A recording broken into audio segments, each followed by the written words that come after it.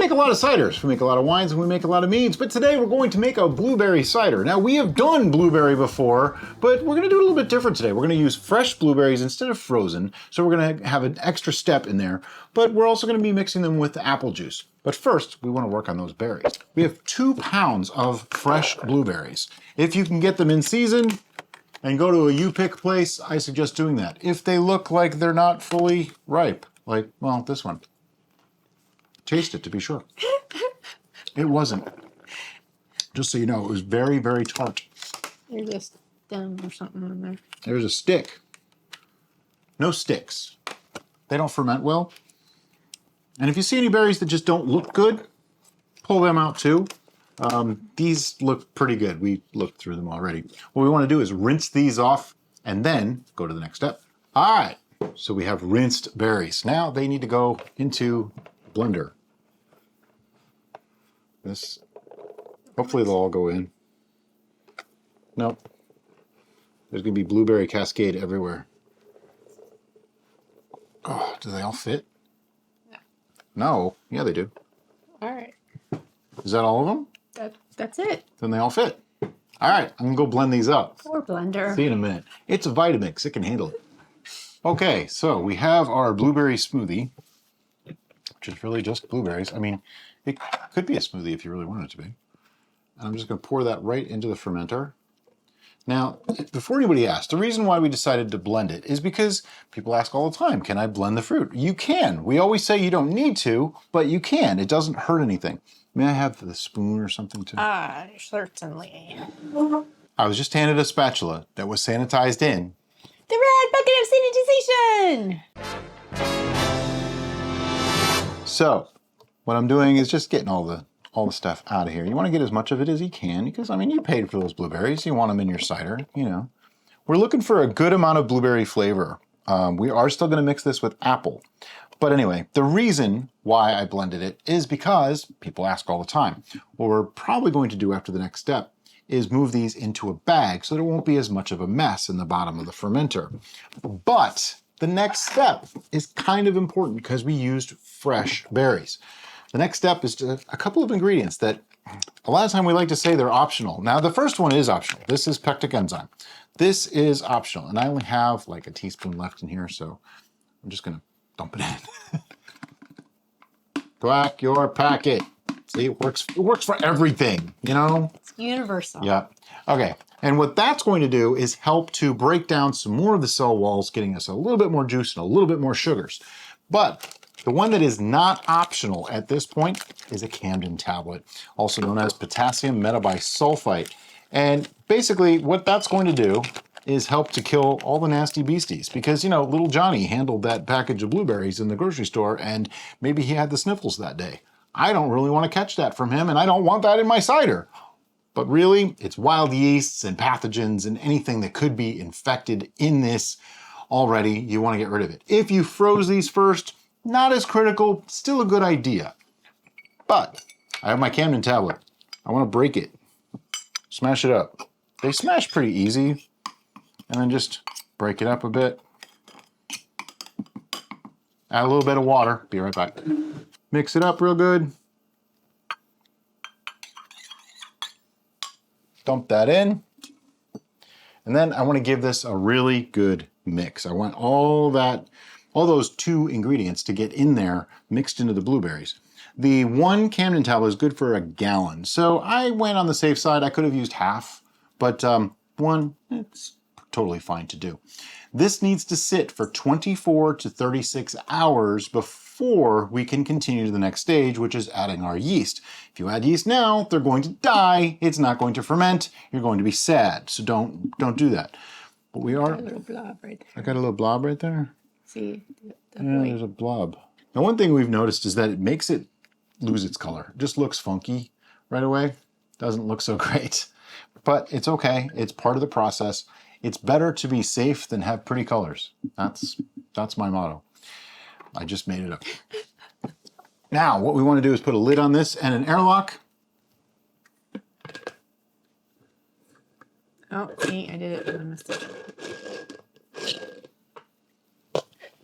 Doesn't have to be super tight. I don't expect anything to come out of it. Let this sit for 24 to 36 hours. We'll be back to show you what we do next. Okay, so it's been 2 days. Now, I just want to point out something to you that we noticed. So in case you do this similar process and you notice it, don't be freaked out. When you put the combination of the cadmium tablets and the pectic enzyme into your blueberry solution, it's Slushy. gonna turn everything white. Yeah. Like white. But we now have beautiful color back. But the color comes back and it does, as you can see, it's already separating the solids from the juice. It's and like a sponge in there. That is just fantastic. So another thing we noticed with this particular one is that we would get cluster bubbles in our airlock. And yeah, so you want to put it under airlock. It was a little unnerving. There's some off-gassing from the sulfites, from the cadmium tablets. It's just part of the process. It's just part of the process. Was it 100% necessary to use cadmium tablets? Well, unless you want little Johnny sneezes in your brew, yes. Basically, you want to treat your fruit in some fashion so that way any unwanted bacteria or infections or even wild yeasts won't be introduced into your brew. Right. If you froze it, probably not as much of an issue. Like a deep freeze for a long time will kill a lot of those things too. This way, just guarantees it. But even if you froze it, it's probably still a good idea. So we are pouring this through a bag. Did I make a mess? I thought I did pretty good. It splashed. Did it splash? I think it might have got on my glasses. I don't know. All right, let me get this out of here. We put it in a bag to try to contain some of the goop. That's the technical term. It's actually just the skins and seeds and everything else of the blueberries, which add a lot of nutrients, tannins, and other good things for the brew. So we wanted them in there, but we wanted to not have them floating all over the place. And as you can see, it's actually coming out pretty clear juice. This is a pretty fine bag. I do have a glass weight that we're going to put in the bag to help hold it down. We use glass weights because we can sanitize them, and so that one was sanitized, as well as our fermentation bag. Yeah, everything has been sanitized in the red bucket of sanitization! Which I'm not sure if we said that yet or not, so we're saying it now. There you go. And what I'm going to do is just wrap this around the bag so as to seal it up better, just to hold that in place. The idea is you want that to stay submerged. So I'm going to flip it over so that the knot's on the bottom. And now you got to wash your hands. Now I got to go wash my hands again. Okay, so now we got our blueberries for our blueberry cider in the container. But we need the cider part. To a lot of people, it cannot be cider without apple juice. I would contend that, well, you know, if we call it a blueberry cider, it could be, but we're not going to get into that argument today because we're going to use apple juice. We actually use apple juice in this one. This is Publix Greenwise apple juice. Contains 100% juice, which you would think they don't have to list ingredients after that, because if it's 100% juice, then that's all that there is. But they do anyway. It's water, organic apple juice, concentrate. So this is an apple juice from concentrate, which I don't really have a problem with. I just broke the seal so that I could shake it up. There's no sediment in these. This is perfectly clear juice. If you had a apple cider that you wanted to use, or a fresh juice that you wanted to use, or a cloudy juice, however you want to call it, whatever your country calls it, it's all good. It's perfectly fine to use. We're using this, and I'm going to use a full 1 gallon.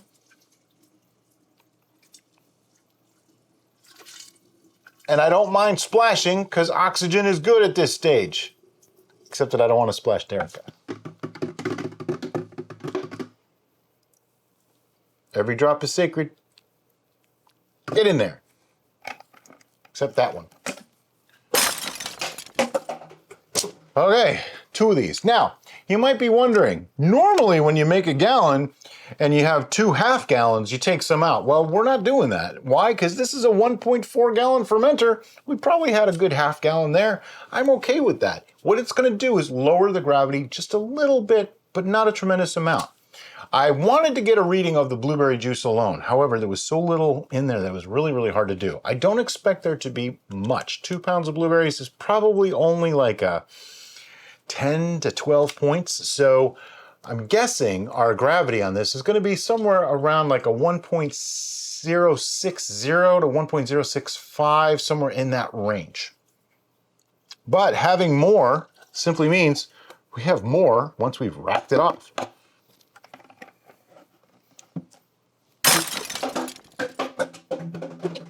All right, Dr. Destructo, do you mind taking a look at your notes just to make sure that we don't have the apple juice? Can you add the apple juice for me, please?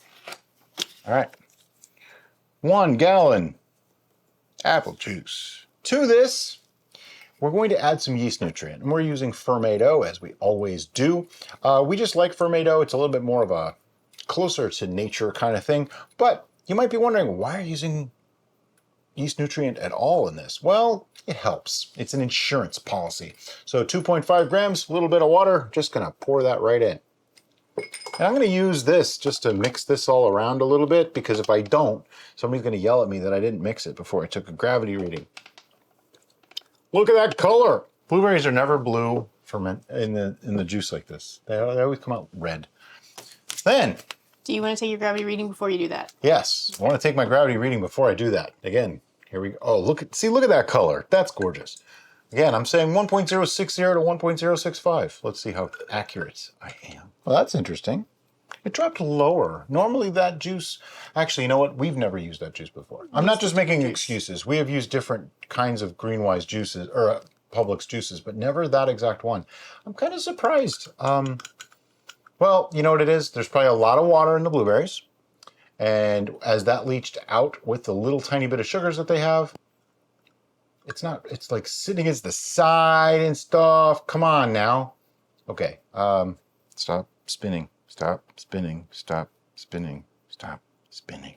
You know what? I'm going with this. You know why? This is at the perfect gravity, 1.042.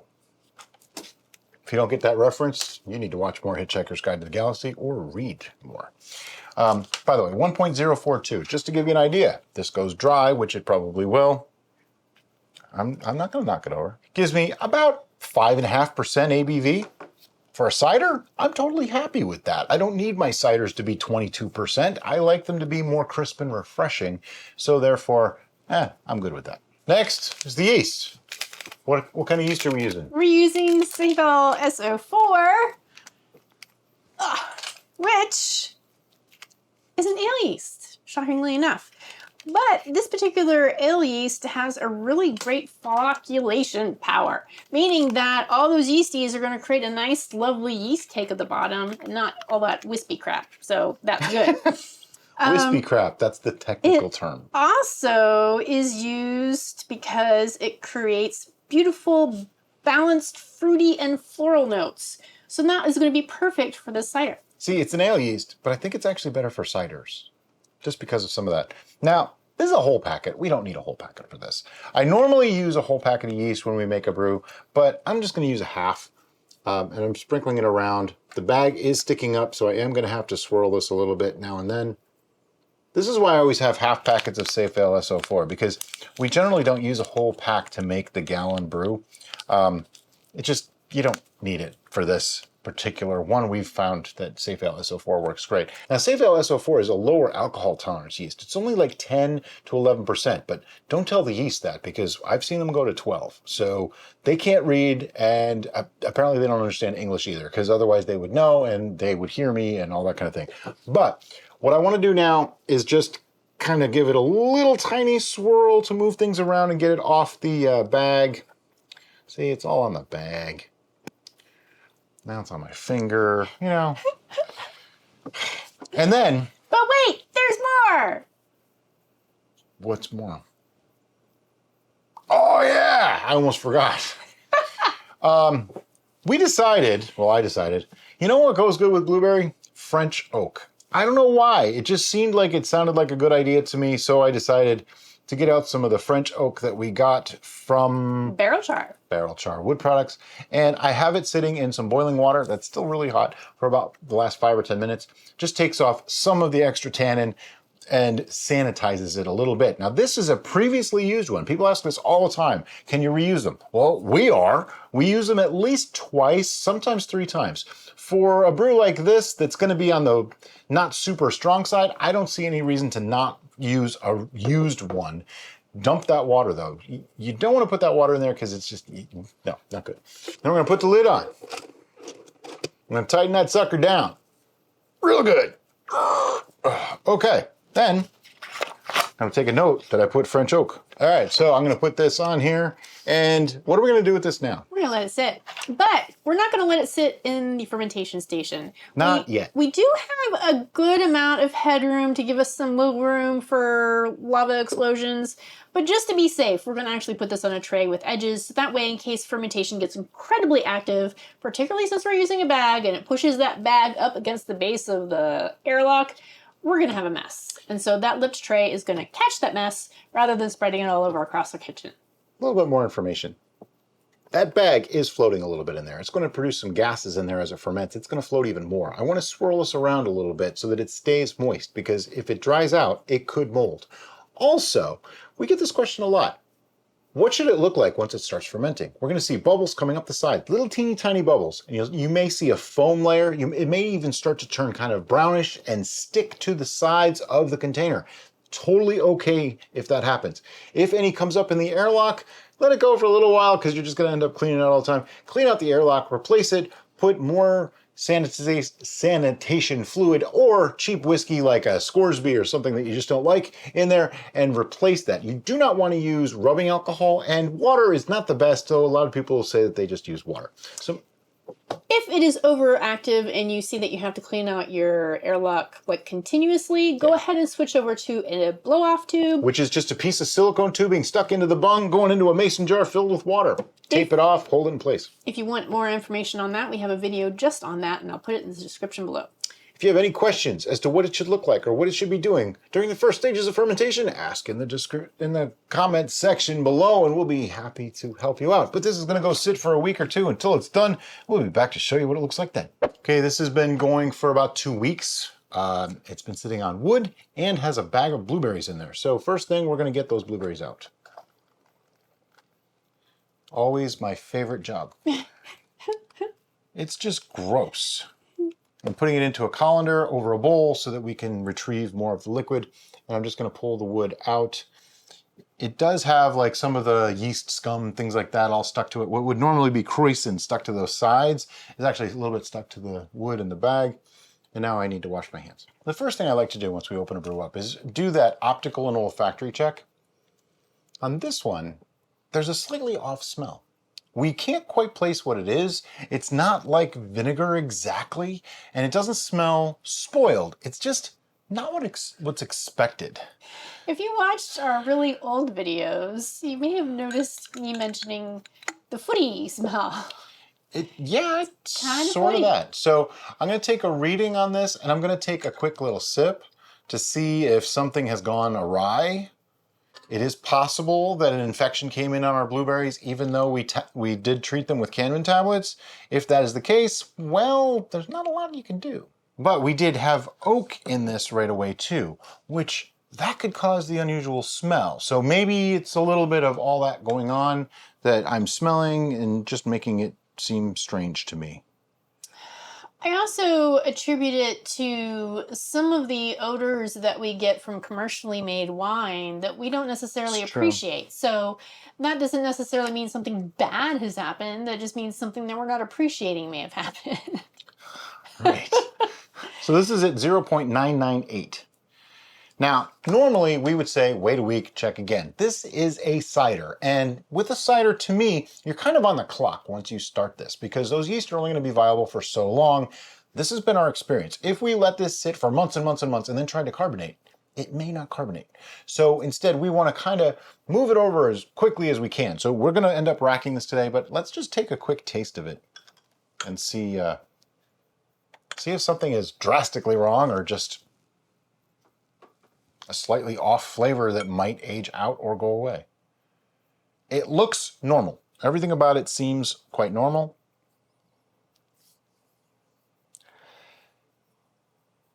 On the smell, it definitely just smells like a young cider.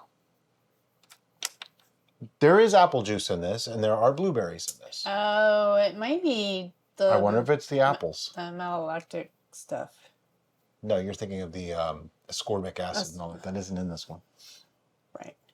You want to taste it first, or you want me to taste it? I wish you taste it first.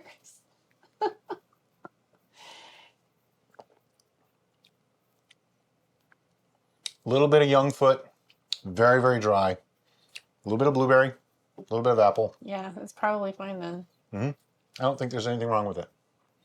Sometimes it'll give off a smell that you just go, what is that? I couldn't quite place it. It was young, but at the same time, not exactly in line with what I expected.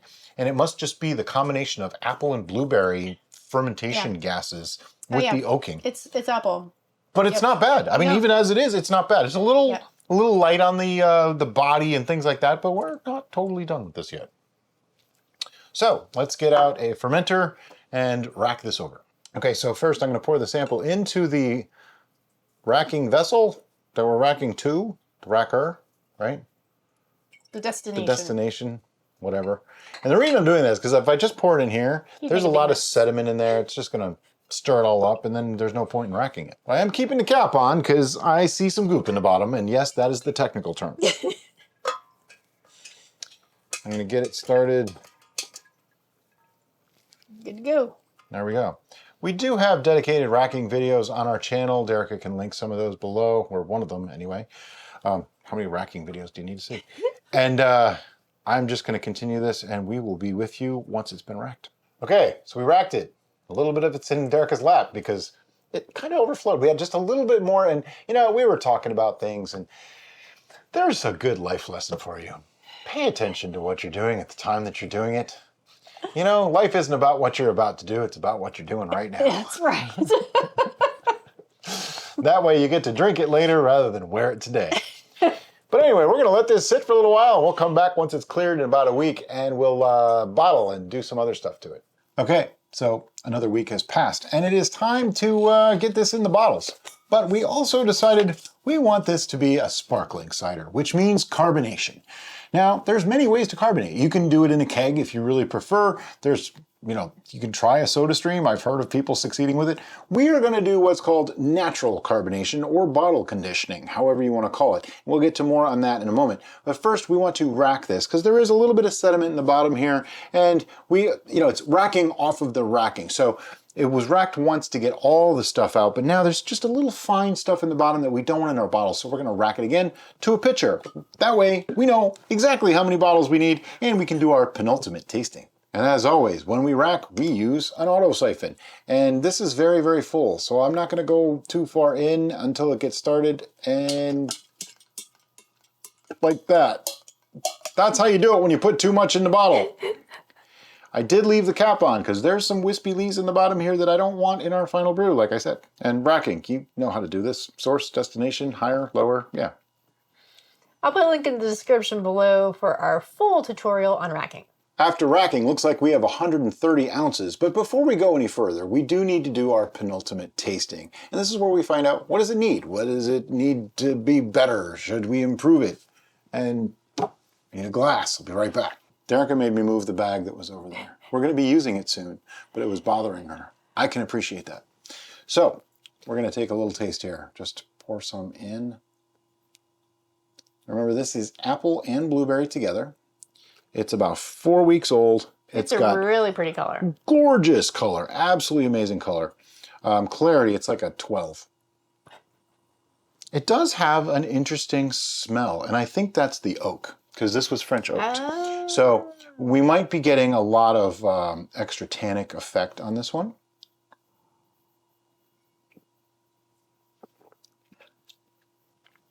Is that your poker face? Yeah. I'm not sure what to make of it.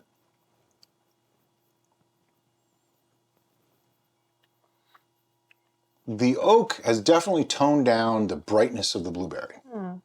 But I still detect blueberry. Mm-hmm. It's got a nice roundness in the flavors.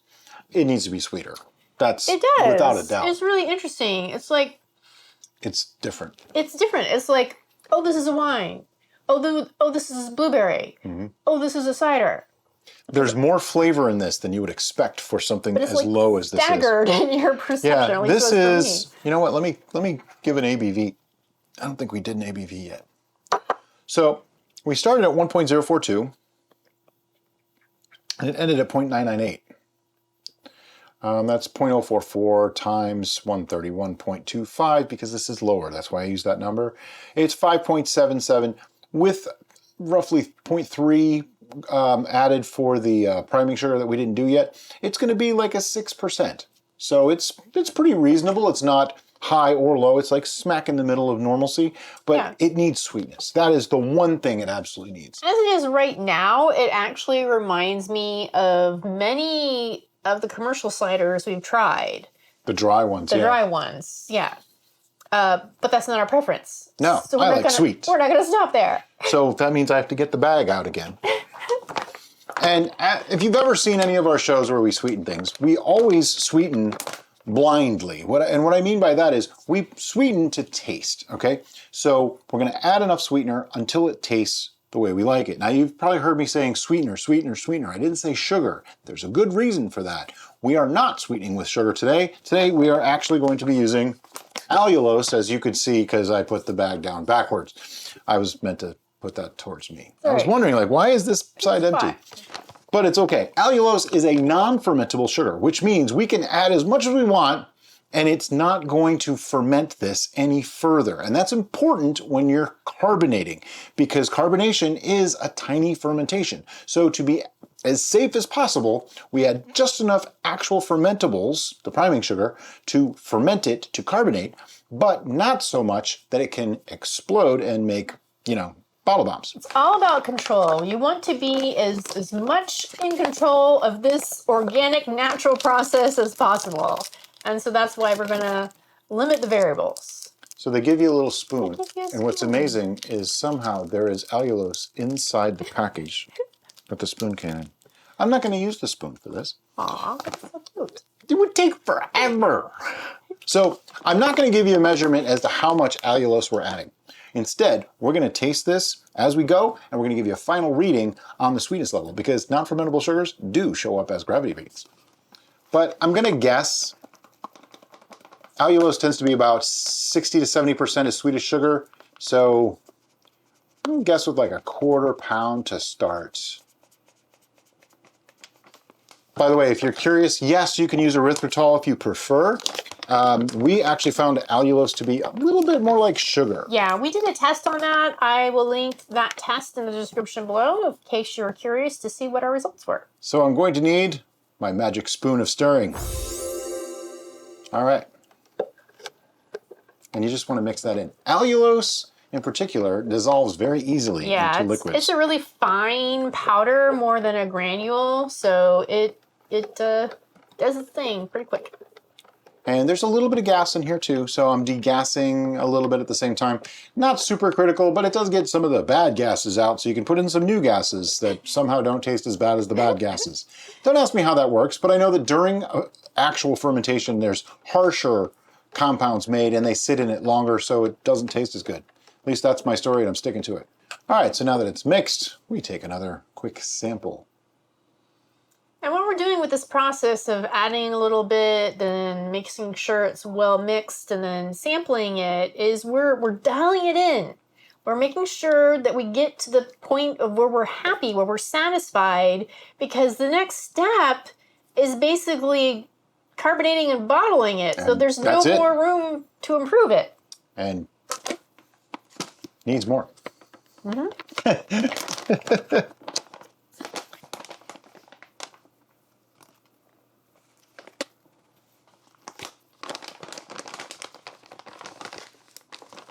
And it's just wash, rinse, repeat. More like pour, shake, repeat. In our experience, when we are creating something that we want to be berry forward, in this case, we want it to taste like blueberries, we find that if it's not sweet, it really doesn't read as a berry. Now, sweet has many different connotations. To some people, what we consider sweet is overly sweet. To others, what we consider sweet isn't sweet enough. So that's why we like the idea of sweeten to taste.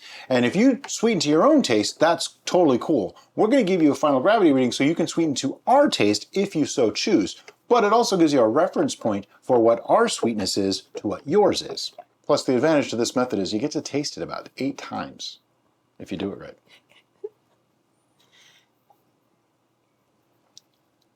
Still needs more. Definitely has a berry and an apple flavor. The apple's coming through pretty strong. Shocking. The berries, though, are definitely a note in there. So, more sweetness. Ah. How much do you put in at a time? Well, that's largely up to you. This time I played it a little safer in the beginning, and now I'm going a little fast and loose with it because I know it needs a lot more than what I put in. So, there you have it. The only addition that I'm gonna do to that is it's totally fine to keep adding, but it's certainly more tricky to take away. Like, how do you do that? You don't. I don't think you can. You can dilute it. That's about the only thing you can Yeah. really do, and you don't want to do that.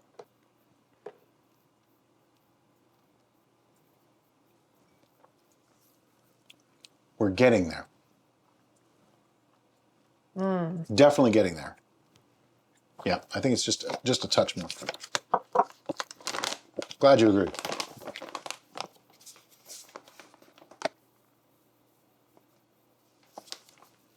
Needed that last little bit. Wouldn't have been the same.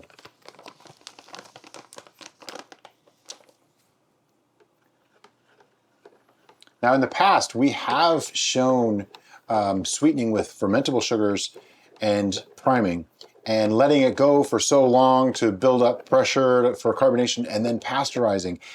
We found that that's very unpredictable and inconsistent. Some people never get carbonation when they bottle pasteurize or bottle carbonate, so they have trouble with that method. And we started to feel like that's not necessarily the safest way to go because it's very easy to get a bottle bomb. And even if you don't, it's very easy for those bottles to explode when you actually try to pasteurize them. So it's not really a method we recommend. In some of the older videos that we have that method in them, we're gonna recreate those with the newer method using some non-fermentable sugars. It's not my favorite thing to do. I don't really like to use non-fermentable sugars, but in this case, it is the safest method I could find until we get adept at keg carbonating, which is a whole different thing. And we would like to bring that to the channel. We're just kind of afraid because it does incur some extra cost for people, so we don't know if that's necessarily something we want to do or not. Let me know in the comments below if you'd like to see us do that. I do have a 1 gallon keg thing that I played with once and it didn't really work right for me, but hey, if people want it, we'll figure it out and make it work. It's definitely coming across more blueberry now. The blueberry apple thing mixed together, it's almost coming across a little bit as a sour. I get just a twinge of a sour in there. It's interesting. It's possible we got some wild yeast in there or something. No, I'm not going to say that. I think a little bit more. A little bit more. A little bit more. You heard the lady. If she wants it sweeter, I'm never going to argue because usually I'm the one that wants it sweeter and she doesn't. So guess that last little bit that I did before just wasn't enough. So I took the spoon out thinking that was going to be the end. I'm channeling Willy Wonka. It needs to be sweeter. Yeah, okay. Plus another advantage to this method of sweetening with non-fermentables is you don't have to pasteurize. So you just bottle condition them and they can sit. We put them in a container for a while. We'll get more into that in a minute. And they can just sit there for months if you want to until they're ready to be drank. No big deal. The only thing I do recommend is chill them before you open them because that keeps the CO2 more into the liquid and gives you a nice bubbly, carbonated, fresh, refreshing drink without it being all over your lap. I think I like it. What do you think? Cold with some carbonation in that, I think that's going to be really, really nice. It's going to be very crisp and refreshing. It's sweet, but not overly so. Yep. I'm guessing, hold on. I got to give my guess. Needs its own taste. I'm guessing we went to 1.018. That's what I think. Let's find out. Time for reading. The moment of truth. I said 1.018. I'm a little bit off. I don't know, I'm losing my edge. It's 1.022. I'm off by 4 points. Still, it's in the realm of sweet for ciders and such, without going overly so. And I'm going to go on record as saying that the 4 points difference is because it's allulose and not real sugar. That's my story, and I'm sticking to it. So now that that part is done, this brew is completed, okay? This is the way we want it to taste. So now we need to bottle carb it. For that, we need to add a little bit more sugar, and in that, I'm going to use white sugar that I've dissolved in water. Now, how much sugar? There are charts and tables online, and if you know exactly how much of the pressure or carbonation, there's a name for it, I forget the term, you want, then you can use one of those charts and figure it out. There's a wide range of safe range, and we use one that's smack in the middle. It just happens to be 28 grams, which is exactly 1 ounce. Now that's by weight, not by volume, and it is very important you weigh this with a scale that can weigh out to like tenths of a gram. I mean, you want this to be really, really accurate, because if you go several grams too high, you could over-pressurize, okay? So that's important. I just put it in, I don't know, maybe 1.5 ounces of water and mix it up. That way it mixes through this much, much easier.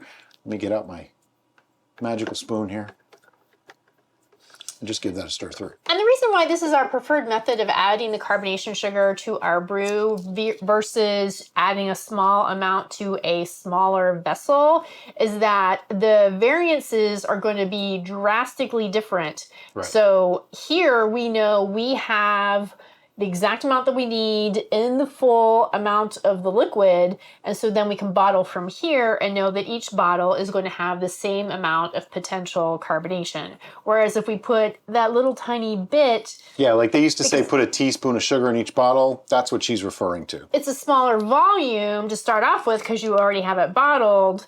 Plus the little inconsistencies are going to be a larger ratio in that size. So... Because, you know, measure out a teaspoon 15 times and then weigh them. I bet you they come out vastly different.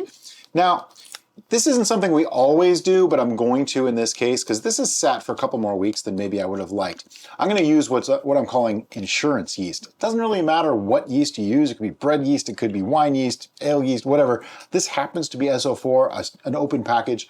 I'm going to just sprinkle a little bit on top. And what I mean by insurance yeast is, because this has been sitting, we've had issues before where things didn't carbonate when they sat too long. Now, is there enough yeast in there to make it work without me adding any? Probably. Probably. That's the thing. Probably. I don't have time for probably. I want to know. So I put in just a little bit of yeast. Insurance. I'm going to mix that through. So we call it insurance yeast. It's just enough to get that little bit of fermentation going to carbonate our bottles. I just want to mix that through so that it is a little bit in every bottle. And it's already gone, just like that. Boom. Ta-da! So now I'm going to clear away the items that we don't need so we can move on to the bottling process. Okay, we have 4,000 milliliters or 132 ounces. I used my calculator and got 8.25 16-ounce bottles from that. We happen to be using our swing top beer bottles. Some of them are colored, which is going to be a pain when I'm trying to bottle them, and some of them are clear, which is going to be my preferred ones. However, what we're going to do is bottle these, just like you've seen us do a million times. I'm going to use a bottling wand. I'm going to put it on the end of the hose of our auto siphon, stick it on about 1/2 inch, hand it to my lovely partner here, get all my bottles ready, dump out any extra foam, star sand and stuff that's in them. By the way, these are all, sanitized. If you didn't figure that out, they were sanitized. And then I'm going to use the crotchular method because it works. Let me get set up here. I have a bottle for you. All right, well, I need 2. Yep. I saw you grab one, so... And then we Are started. you ready? I'm ready. Did you take the cap off? I did not. Got to take the cap off. Take the There's cap no off. wastage. My fingers are very, very much sanitized, so don't be concerned Oh yeah, about she was that. just in turbos. I was elbow deep in turbo. And then we bottle. See when we're done. All right, so we have our 8 lovely filled bottles, and all that's left is to put our fancy schmancy masking tape and Sharpie labels on them, telling us what's in them, and then what do we do with them? We're going to store them in what we call our bomb shelter. And basically, it's just a heavy-duty tub with a lid where we can put them in there just in case something bad occurs. And by bad, I mean kaboom, it explodes. Yeah. And that would be due to overpressurization. Now, Actually, in this case, it wouldn't be due to overpressurization. It would be due to faulty bottles. Yes. Because there's not going to be enough pressure buildup in these because we measured the sugars for that to occur. But if the bottle had a flaw that we didn't see, if there was a chip or a crack that we didn't notice, that's how it could happen. So even when you think you're safe, be extra safe. Use the plastic tote like we do. Keeps things from embedding in your skin. And then roughly a week, Maybe 2. we will check on these to make sure that they did carbonate, because carbonation, again, as Brian said earlier, is a mini fermentation. So it could take just a couple of days to a couple of weeks. Usually ours happen in 7 to 10 days, but your mileage may vary. We know some people it takes a month, and other people get it done in like 3 days. Depends on the situation that you keep them in and the brew itself. Sometimes some brews just do it a little bit faster. We have in the past tried the plastic bottle trick, and we found that not to be reliable. And by that, I mean taking a soda bottle, a small soda bottle that was plastic and that used to hold soda, and you empty the soda, and you clean the bottle, and you sanitize the bottle, and you put some of your brew in it. And that way, when you squeeze it and it's nice and firm, in theory, that means they're carbonated. We did that, and it wasn't. So we don't use that method It's anymore. very unreliable. The only way that it can sort of kind of work is if you have like an original bottle that hasn't been opened of that same liquid and the same exact bottle, but we're not human densitometers. So it's really hard because it'll feel firm, but then when you pop it open, it might not have much carbonation. So how do you know? You guess. You pop one open. That's the only way that we found. I mean, if anybody has a more surefire way of knowing that it's carbonated, let me know, but usually just play it safe, give it a couple more weeks than you think. However, once you've done this process in your particular environment, you'll have a better idea of basically how long it should take, and that will help save some of your brews. But once you pop one open, you're just going to have to drink it all. Yeah. Oh no. Anyway, so these are going to go in the bomb shelter, and we'll see you in a couple weeks for the tasting. All right, so this has been carbonating for a couple weeks, and it put in the refrigerator for what, like a day or two? So now, it's the moment of truth. Let's find out, did it carbonate? A little bit, little tiny pop, which, you know, that signifies carbonation. And this is 1.022. Yeah, there's bubbles. 1.022 final gravity, so it's on the sweeter side, and it's 6%. So it's a reasonable ABV here. Beautiful color. Look at that color. It's a lovely, like... Yeah, there's carbonation in there. It's definitely... purpley red. Oh, it's gorgeous. That is beautiful. Looks like blueberry to me. Can you see that? Let me see if I can do the light thing. See? Ooh, fancy. Now, it's coming out a lot redder on that, but it's kind of like a purpley. So, color, like we said, Fantastic. absolutely gorgeous. Clarity. It's got a beautiful clarity. Fantastic. Aroma. A little funky. Yeah, there's something funky in that nose. A little funky. We usually get that from apple cider that has like ascorbic or citric acid. Well, that's disappointing. Yeah, it is.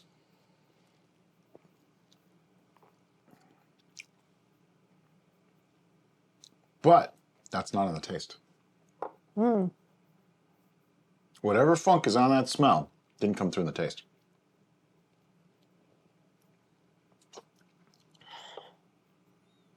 Taste-wise, it's got a lovely sweetness. Yeah. A little bit of sharpness from the acidity level.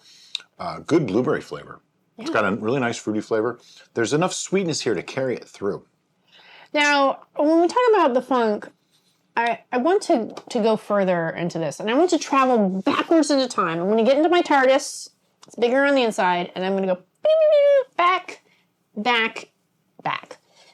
to a time where Brian and I went to Total Wine & More and did a tour of France, was it? Yeah. In wine.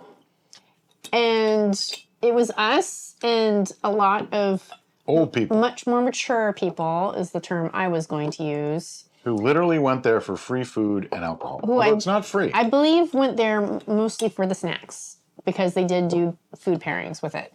Normally you just get a little plate and we put a few things. We actually overheard some people in our area that are like, oh yeah, this is my dinner. And I'm just like, seriously, people? Anyway, so Brian and I didn't eat very much because we didn't want to deprive these people of their dinner. Mm-hmm. And because we were the last to get up and there wasn't really much left for us. Yeah. So we had our scorecards and we were just getting sillier and sillier as the night progressed. Progressed. New word of the day right there. There you go. These are words that come out of Derica's mouth. And we started rating the wines based on their footnotes, and we were joking on how footy they were. So if you've seen our old videos, we talk about how footy is your fermentation. And there was We even got away from that because it's a negative connotation that we really didn't like. right, and some people called us out on it and said that wasn't cool. Yeah, and they were right. And they're right, but this is totally footy. Smells footy. It smells doesn't taste footy. But the problem I have with that is that your sense of smell is very closely tied in with your sense of taste. And those perceptions come together to create a flavor profile. So because I'm still smelling it as I'm tasting it, I feel like I'm getting some of the footnotes in the beverage itself, but I think it's really just the aroma. My theory on that, though, I think this got a Brettanomyces infection. It wasn't very strong, and it somehow died out. I don't know why. Now, is this is the one where we used whole blueberries? Yep. And we did the whole... We used Camden tablets and cleaned them and everything. Is it possible something snuck through? Yeah. I am going to do true confession time here, and Brian's probably going to kick me under the table, but the whole sit the fruit in a vat with that tablet crushed up in it just seemed wrong to me. And it wasn't just because there was a tablet in it. It's just like, we're not starting fermentation. I understood why we weren't starting fermentation, because the tablet would kill the yeast, because that's its job, is to kill any outside bacteria or fungus or anything. But it just seemed wrong to just leave it there for, was it 2 days? 2 days. They say 36 hours, so we did 48. We followed the rules, we did the measurements, we used their recommendations, and it just still seemed wrong to me. And well, it's not a technique that we use often. We did it in 2 videos, mostly just to show this is what you would do if you only had access to fresh fruit. Now, my personal preference would have been take that fresh fruit and freeze it for a month, and then thaw it and use it, because you're going to get a lot more out of it that way. I can't say that I'm a huge fan of the Camden tablet method, but it works. It did the job. I do believe we got some sort of infection in this. Now, this is the thing with infections. Not every infection is going to be bad or taste bad or be, most of them aren't even dangerous. right. This had no indication visually that there was an infection. Yeah. The only thing is on the smell. And I seem to remember when we were tasting it for the penultimate tasting, that I said, I think this got a little bit sour. There's nothing wrong with that, because anytime you have like a sour beer or sour cider, do that on purpose. that's Brettanomyces. That's what did it. It's not vinegarization, because that's a whole different thing. Yep. Does not smell like vinegar at all. It doesn't smell like blueberry in any way. No. Okay. It has a harsher, not altogether pleasant smell. That's why she's saying foot. But this isn't even foot. This is sour. It's a sour smell. And that makes me think we got a Brett infection in here, but it wasn't very strong, because it does not seem to have affected the flavor at all. And it never showed. Normally when you get a Brett, you get like a white film on the top, and you know something's up. Like, oh, and then you research it and like, oh yeah, it's a Brett. We never had any signs of that whatsoever. Nothing. So that's my guess. Okay, without scientific study in a lab or something, we probably could never really know.